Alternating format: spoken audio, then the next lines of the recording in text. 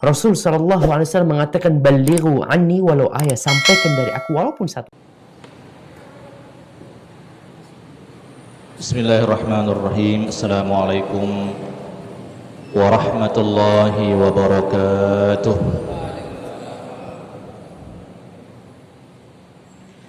Alhamdulillahi rabbil alamin. Wassalatu wassalamu ala ashrafil anbiya'i wal mursalin, sayyidina wa habibina wa syafi'ina wa maulana Muhammadin sayyidil mursalin wa ala alihi wa ashabihi ajma'in. Rabbi shrah li sadri wa yassir li amri wa hlul 'uqdatam min lisani yafqahu qawli. Allahumma rabbana inna nas'aluka 'ilman nafi'a wa rizqan thayyiba wa 'amalan mutaqabbala bi rahmatika ya arhamar rahimin. Ma'asyiral muslimin wal muslimat yang ada di luar ya. Di dalam ini tak hati wal muslimat. Di masjid dan di seputaran Masjid Al-Ikhlas yang semoga selalu dalam keadaan sehat walafiat. Bersyukur kepada Allah Subhanahu wa taala, pada malam hari ini kita bertemu kembali di Masjid Al-Ikhlas ini dalam keadaan sehat dan mudah-mudahan dalam keadaan senang hati ya. Jadi kalau sehat, hati senang, nah itu luar biasa. Salawat dan salam semoga terus tercurah kepada junjungan kita Nabi besar Muhammad sallallahu alaihi wasallam. Ma'asyiral muslimin wal muslimat, kita kembali ke buku, kembali ke kitab yang sudah kita baca selama ini, kitab Matnul Ghaya wat Taqrib, kitab Matan Taqrib yang ditulis oleh Imam Abu Suja'. Dan kitab ini banyak buku yang menjelaskannya. Di antara buku yang populer menjelaskan kitab ini, jadi kitab yang kita baca itu isinya adalah kesimpulan-kesimpulan, matan itu kesimpulan paling ringkas. Nah, kadang-kadang saat kita baca kesimpulan itu kita butuh penjelas. Nah, buku penjelasnya ini banyak. Padahal kitab ini ditulis kira-kira 900 sampai 1000 tahun sebelum ini ya, oleh Imam Abu Suja'i itu. Ini diantara keberkahan dari pengetahuan beliau ya. Bukunya kecil sebenarnya, harganya paling 10 ribuan, 15 ribu paling. Teks Arabnya ya, kalau sudah diterjemahkan ke dalam bahasa Indonesia mungkin agak tebal sedikit, tapi buku yang menjelaskannya banyak. Saya di malam hari ini saya bawa dua buku penjelasnya. Ini ada Fathul Qarib sama At-Tadhib. Ini dua. Di rumah masih ada dua lagi buku penjelasnya. Ada Al-Iqra', ada Hasyiah Al-Baijuri. Nanti sama itu. Nah, wallahu a'lam bishawab. Yang jelas pada malam hari ini karena kita sudah dijedah oleh Idul Adha, dijedah oleh Ramadan dan seterusnya. Seingat saya, mudah-mudahan benar, kita sudah sampai, atau pada malam hari ini kita sampai pada bacaan fasal bab tentang mayit ya, bab tentang mayit. Pokoknya benar salahnya kita mulai dari sini. Qala al-muallif rahimahullah rahmatan wasi'ah. Imam Abu Suja'i menuliskan faslun, fasal. Wa yalzamu fil mayyit arba'atu asya. Wa yalzam, dan wajib, fil mayyit terhadap mayit 4 hal. Nah, wajib di sini kita pasti sudah tahu 4 hal yang bakal disebutkan ini wajibnya adalah wajib kifayah atau fardu kifayah. Jadi fardu itu ada 2, wajib itu ada 2. Wajib ain, wajib untuk masing-masing orang, masing-masing individu. Tapi kalau wajib kifayah adalah kewajiban untuk kelompok yang siapa saja di antara kelompok itu sudah mengerjakannya, maka gugurlah kewajiban yang lain. Nah, wajib ini juga wajib atas nama syariat. Wajib atas nama syariat. Beda nanti misalnya saya ngurus masjid buat jadwal petugas kebersihan misalnya ya, nanti dibuat wajib hadir, atau misalnya masjid wajib sudah disapu sebelum sholat Jumat. Nah, wajib di sini ini bukan wajib syar'an, ini bukan wajib secara syariat, bukan, tapi ini wajib dalam aturan organisasi. Jadi harus dibedakan antara wajib syar'an dengan wajib organisasi. Ya, ini bedanya. Wajib ngumpul duit buat seragam, ini juga sama. Ini bukan wajib secara syariat. Ini wajib atas nama kesepakatan individu atau kesepakatan sesama manusia. Nah, wajib bagi mayit. Mayit di sini adalah mayit yang muslim, al-muslim. Jadi kalau dia non-muslim, tidak ada kewajiban bagi umat Islam untuk misalnya memandi segala macam. Tidak ada kewajiban. Bukan berarti mentang-mentang tidak ada kewajiban. Ada non-muslim yang meninggal dunia lalu kemudian dibiarkan begitu saja. Tidak juga. Ini kan kita bicara tentang hukum. Walaupun tidak wajib, tapi membantu boleh, pastinya ya, membantu boleh atas nama kemanusiaan. Jadi wajib fardu kifayah atas mayit yang muslim, tapi yang muslim ini juga kategorinya pengecualian cuma 2.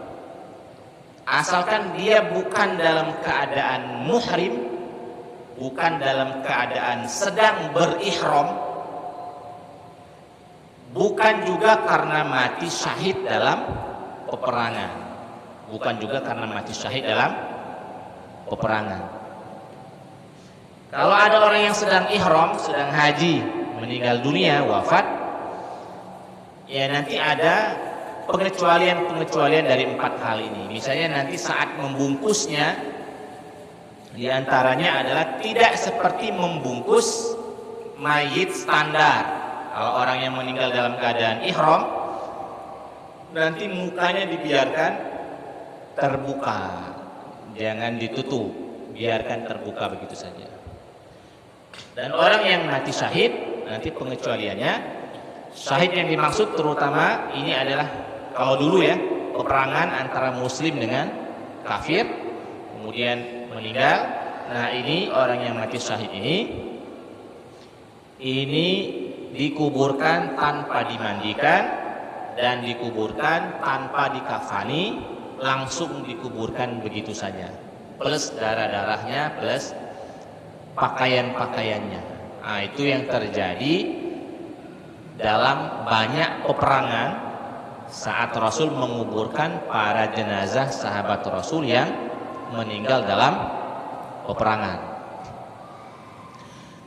Di antara misalnya cerita yang agak bagus untuk didengarkan adalah saat meninggalnya sahabat Nabi yang bernama Mus'ab bin Umair. Mus'ab bin Umair. Mus'ab bin Umair ini, bapak-bapak semua, sebelum beliau mengenal Islam, Mus'ab bin Umair ini menjadi trendsetter. Apa trendsetter itu? Trendsetter itu dikagumi di masyarakat. Fisiknya dikagumi, rambutnya dikagumi, cara berpakaiannya dikagumi.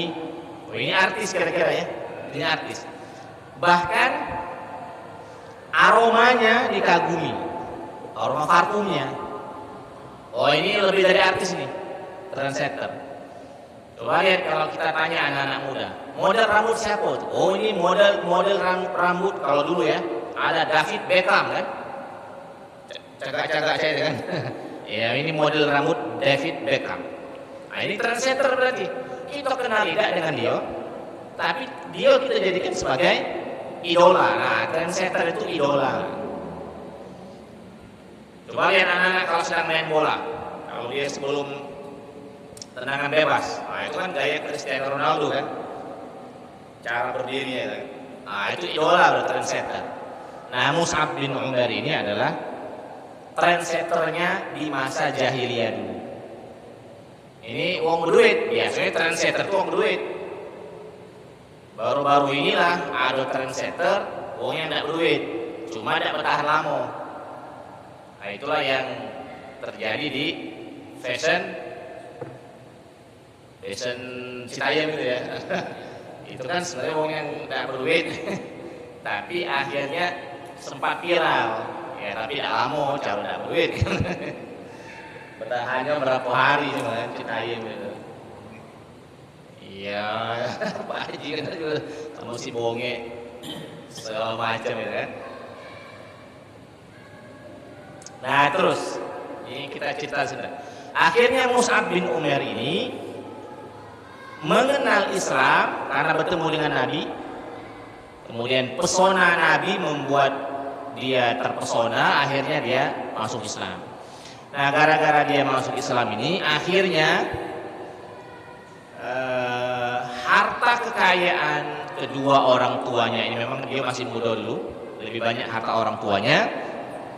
Itu arti akhirnya oleh orang tuanya diboikot lah kira-kira.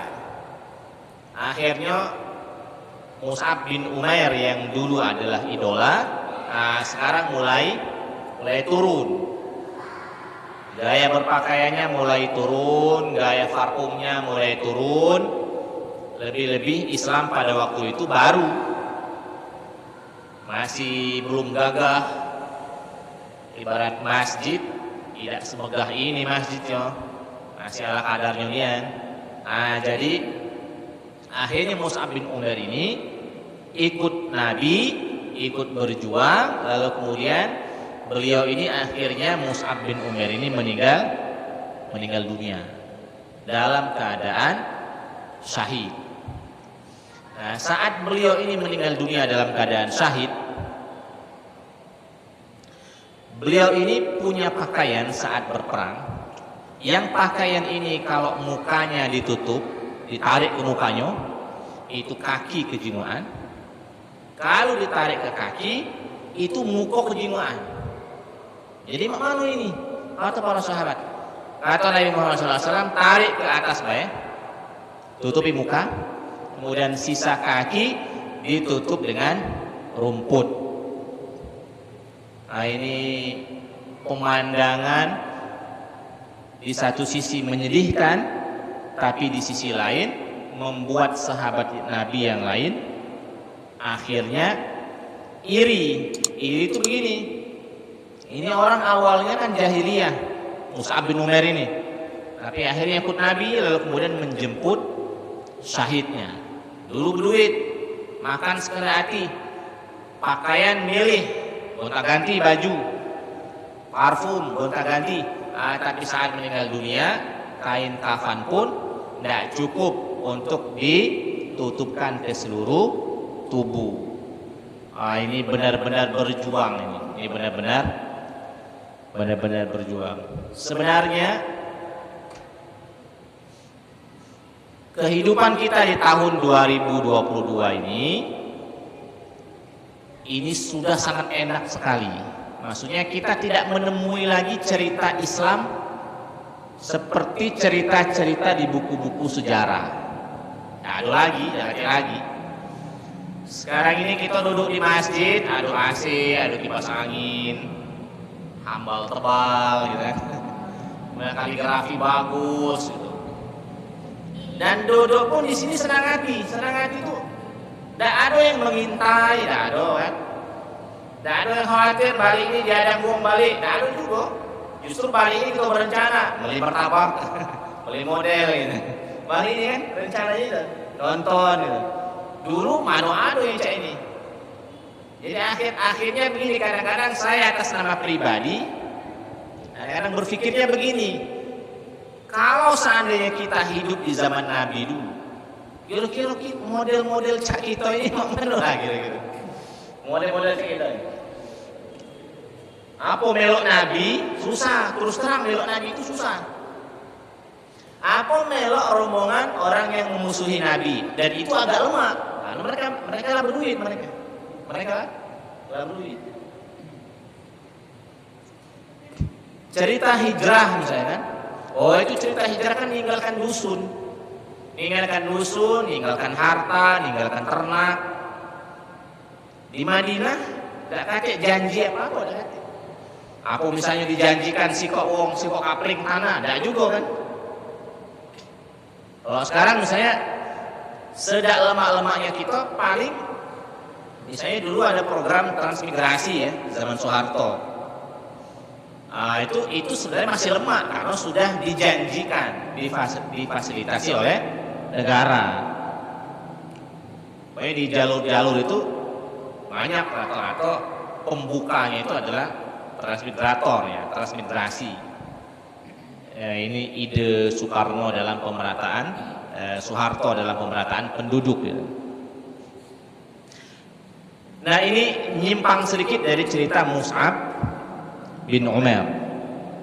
Jadi ini cerita orang mulia yang wafat kemudian disaksikan oleh Nabi, kemudian dikubur dalam keadaan yang sangat sederhana sekali, dikuburkan dalam keadaan yang sangat sederhana atas dasar beliau syahid di jalan Allah Subhanahu wa taala. Nah, ma'asyiral muslimin yang dimuliakan oleh Allah Subhanahu wa taala.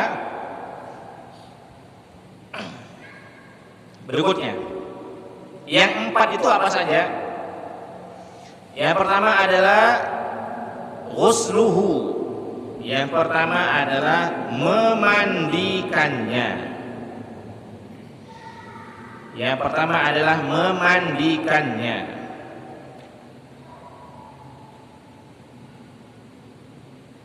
Memandikan jenazah ini, ma'asyiral muslimin, ini masuk dalam kategori mandi wajib sebenarnya ya. Jadi di antara sebab mandi wajib itu adalah meninggal. Jadi di antara sebab mandi wajib itu adalah meninggal.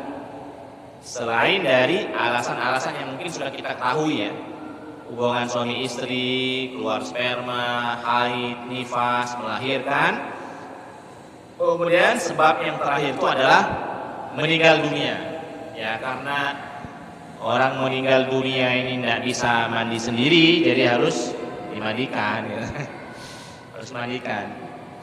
Nah yang memandikannya pun itu tidak harus semua orang, sebagian orang saja, karena ini adalah fardu kifayah. Dan yang paling bagus juga sebenarnya memang yang memandikan ini usahakan dia sama jenis terlebih dahulu. Laki-laki dimandikan laki-laki, perempuan dimandikan perempuan. Yang pertama, baru kemudian yang kedua, usahakan yang memandikan ini adalah kerabat paling dekat. Ya, kerabat paling dekat. Walaupun nanti ada kebolehan suami memandikan istri, istri memandikan suami, ada kebolehannya. Tetapi menurut hemat kami pribadi, kita utamakan lawan jenis saja. Ya maksudnya kalau ada suami yang meninggal dunia, istrinya duduk manis saja di ruang tengah misalnya ya, sambil menunggu pelayat-pelayat yang lain. Atau sebaliknya, suami istri yang meninggal dunia juga sama, suaminya duduk manis saja di ruang tengah, menerima para pentakziah. Dialah yang di belakang ini ada tim khusus yang memandikan jenazah. Ya karena sedih juga, sudah sedih. Berikutnya masyaallah muslimin, memandikan jenazah ini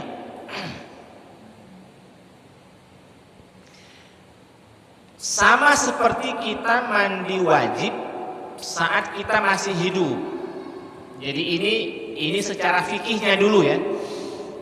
Maksudnya kita akan membedakan mana fikihnya, mana budaya. Karena kita bahas fikih, jadi saya konsen di fikihnya terlebih dahulu. Memandikan jenazah mayit itu sama seperti mandi wajibnya kita yang masih hidup. Saya pertama dimulai dengan niat. Ya berarti yang memandikan meniatkan mandi wajib untuk mayit ini. Kemudian yang kedua adalah membersihkan najis. Nah itulah gunanya. Ada yang membersihkan kepala, muka, hidung, telinga. Ada yang membersihkan sampai ke, mohon maaf, kelamin, dubur. Nah itu nomor 2-nya, menghilangkan najis. Nah menghilangkan najis ini jangan kuat-kuat, maksudnya ala kadarnya baik, jangan sehojiannya. Ibarat kita di kamar mandi nyikat tangan, ya standar baik lah nyikat tangan. Jangan cak kita nak nyikati keramik kan, gitu ya. Terus menekan bagian perut, misalnya ya masih ada sisa-sisa najis, itu juga seadanya baik, ala kadarnya baik. Jangan cak minta urutnya itu, ya kan, ditekan-tekan itu, enggak, ala kadarnya baik. Begitu seterusnya. Nah, setelah menghilangkan najis, yang ketiganya adalah membasuh seluruh badan. Nah, membasuh seluruh badan ini bukan membasuh badan. Yang ketiga ini, kalau kita mandi wajib ya, oke, enggak apa-apa. Ini yang wajibnya dulu. Satu niat, yang kedua menghilangkan najis, yang ketiga membasuh seluruh badan. Nah, membasuh seluruh badan ini sebenarnya terserah, yang penting basah semua. Ibarat orang mandi wajib, kita berenang, cemplung, bur, gitu kan? Itu sebenarnya jadilah itu. Maksudnya sah sebagai sebuah mandi wajib. Itu sah sebagai sebuah mandi wajib. Nah, 3 hal ini sebenarnya inilah logika memandikan jenazah. Tidak susah tidak? Ini logika memandikan jenazah. Nah, adapun yang lain-lainnya ini adalah kesunahan-kesunahan dan yang lain-lainnya adalah budaya. Misalnya nanti di akhir ditambah dengan wudu, sama kan mandi wajib sudah ada sunnah wudu kan? Sama juga memandikan jenazah ada sunnah wudu. Apakah mewudukan wajib? Enggak juga. Karena dengan mandi wajib itu sebenarnya dia sudah suci, diwudukan tambah bagus. Apakah saat membasuh mayit itu harus dimulai dari kanan, tengah, kiri, 3 kali kan? Jadi 9. Jadi kalau orang di Ogan Ilir, di Indralaya, ada istilah ngambil banyu 9, ngambil air 9, itu situ ya. Maksudnya banyu 9 itu 3 kali kanan, 3 kali tengah, 3 kali kiri. Itu 9 kali. Sebenarnya logika 9 kali itu hanya untuk meratakan air saja. Cuma kadang-kadang kita mengurangi perdebatan, ujung ambil ke banyu 9, ambillah banyu 9. Sret, siko, sret, 2, sret, 3. ke kiri kan atau ke kanan kan. Lagi paling cantik, siko, dua, tiga, ke kanan kan. Cukup bunyi 9 sudah. Kemudian tambahan-tambahan berikutnya air sabun, air kafur, air bidara kalau ada ini tambahan-tambahan. Air sabun ini tambahan yang bagus-bagus baik ditambahkan. Cuma jangan berlebihan juga, jangan berlebihan. Kadang-kadang ada sebagian misalnya ini sabun cair yang sebanyak ini yang biasanya kita pakai untuk sebulan itu jadi sekali itu yang mandi itu kan. Saya kira ini kebanyakan. Jadi standar-standar aja lah ya kan. Kadang-kadang sampo yang sama ini ya. Ini kan biasanya kalau kita pakai habis sebulan, ini habis sekali itu. Kalau nak disampoin, mbak itulah sampo sasetan baik jadilah itu jangan mubazir, ya kan? Mubazir. Terus misalnya apa lagi? Memandikan. Minyak wangi. Atau sebelum ke minyak wangi, kalau ini masih mandi. Handuk misalnya, kadang-kadang ada sebagian dari masyarakat handuknya itu nak yang barunya, nak yang anyarnya. Ya kalau ada boleh, cuma kalau tidak kate, yang biasa baiklah jadi. Cuma karena rame, mungkin yang biasa dipakai yang bolong-bolong gantilah yang lain kan. Kalau itu biasanya dipakai yang bolong-bolong itu ganti yang lain. Cuma tidak harus yang baru-barunya itu. Nah jadi itu Bapak-bapak semua fikihnya itu, selainnya itu adalah tambahan-tambahan budaya masyarakat kita. Yang kalau dipakai ya boleh-boleh saja, kalau tidak dipakai ya sah-sah saja. Cuma kalau ada yang minta untuk dipakai, nah dalam hal ini kita jangan banyak berdebat. Iyo kan baiklah, apa pendak tuan rumah kira-kira kan, iyo kan baik. Jangan sampai kakek ada faham gara-gara nak kita gawikan ngantu kan. Nah ini yang agak sulit itu kan, karena kadang-kadang dibumbu-bumbui seperti itu. Kenapa tidak dilakukan cak ini? Kakek ngantu kan. Nah ini yang bahaya ini kan. Sampai pada taraf itu kan. Iya ngantu. Nah saya kira bapak-bapak di sini insya Allah sudah sering berhadapan dengan kasus jenazah. Ya tinggal siapa yang diminta untuk terlibat dalam memandikan, ya saya kira beginilah fikihnya memandikan. Nah setelah itu ma'asyiral muslimin, setelah memandikan kemudian baru dikafani. Kemudian takfinuhu. Baik. Yang kedua mengkafani. Wa yukaffanu fi salasati aswabin bidin laisa fiha qamisun wala imamatun. Dikafani dan kain kafan ini sekarang sunnahnya. Perhatikan kata-katanya. Sunnahnya laki-laki dibungkus dengan kain kafan 3 lapis. 3 lapis ini sunnahnya.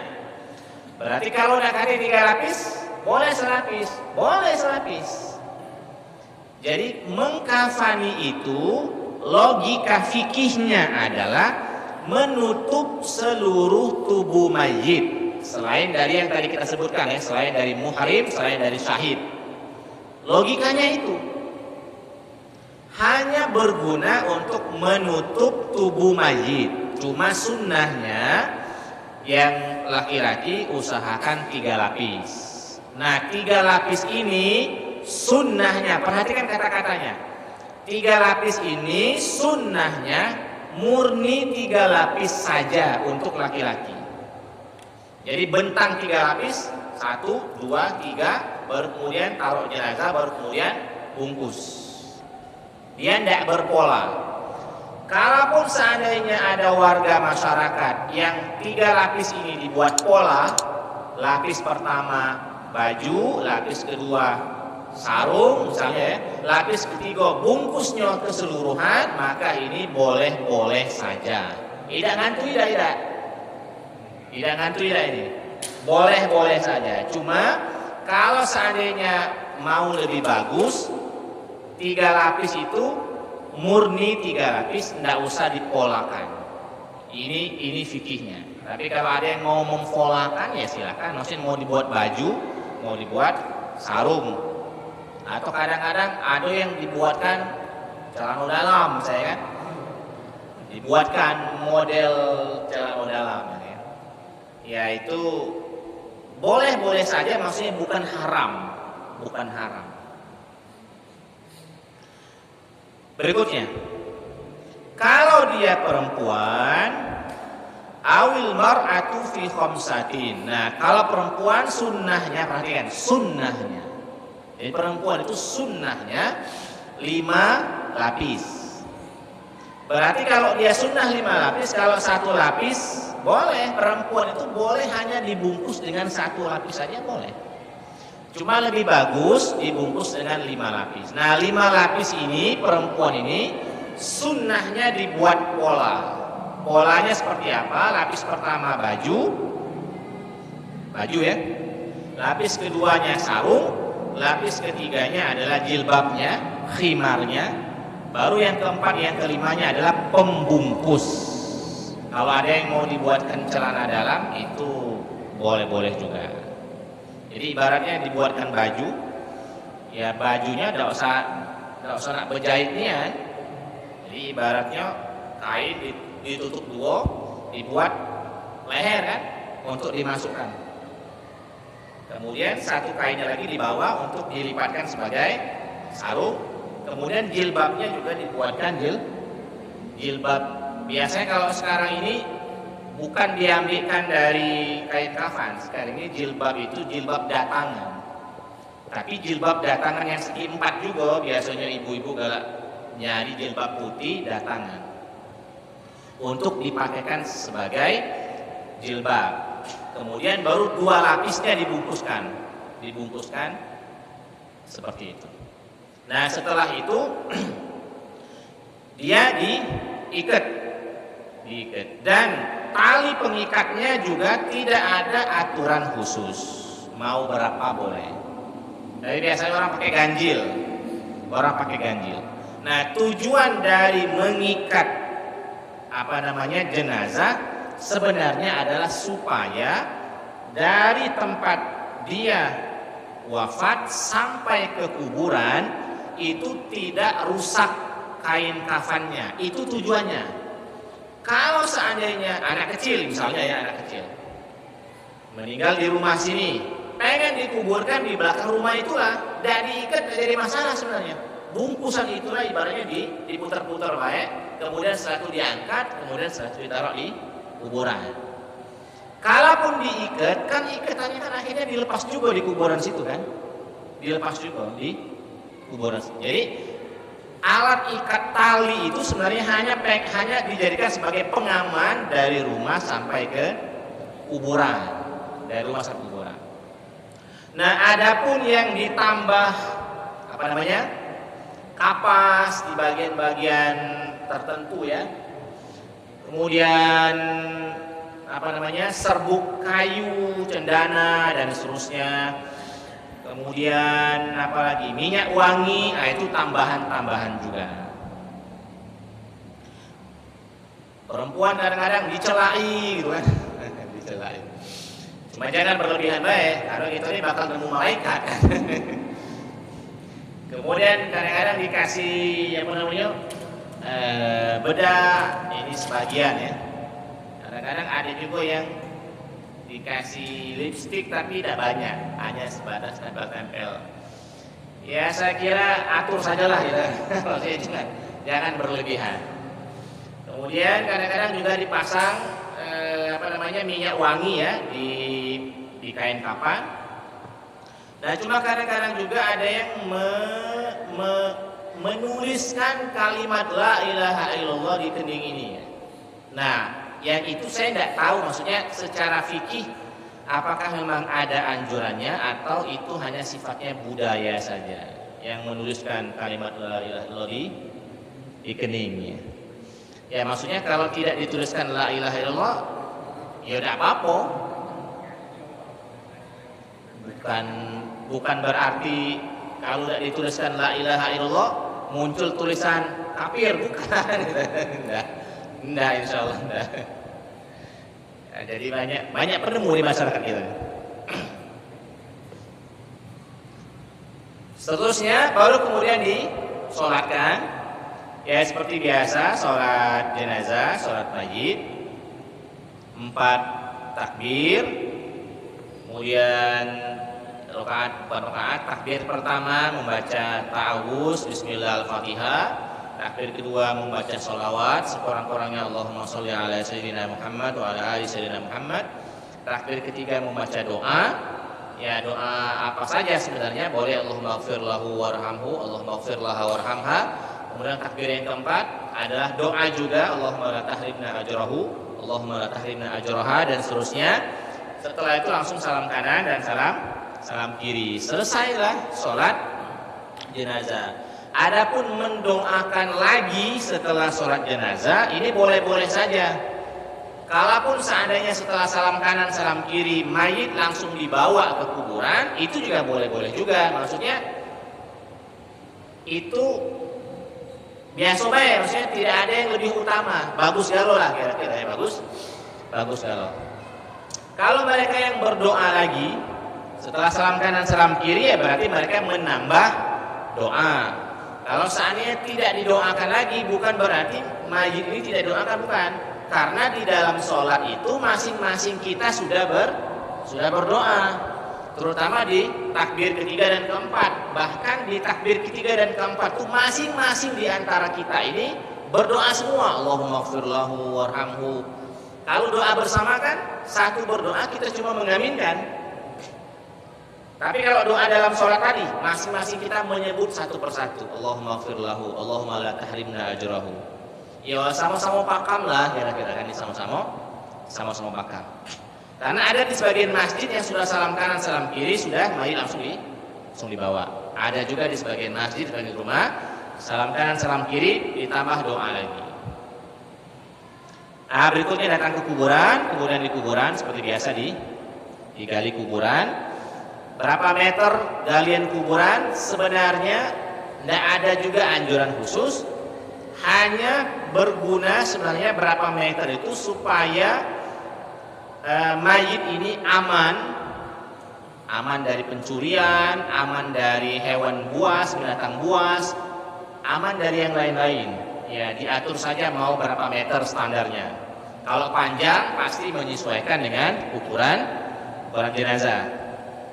Nah kemudian model kuburan itu ada dua. Ada model lahad, ada model kuburan. Nah kalau di Timur Tengah itu model lahad itu tanah samping yang ditebuk. Jadi ibarat kita gali tanah, kemudian di sampingnya kita gali lagi. Jadi mayit itu ngadep sana, kemudian belakangnya ini yang kita tutup dengan kayu. Itu model lahad.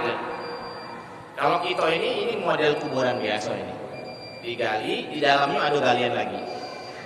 Nah, ditutup baru kemudian tanahnya diratakan.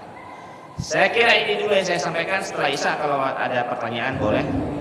Sebelum kita tutup dengan salam, kita jeda sholat Isya berjamaah.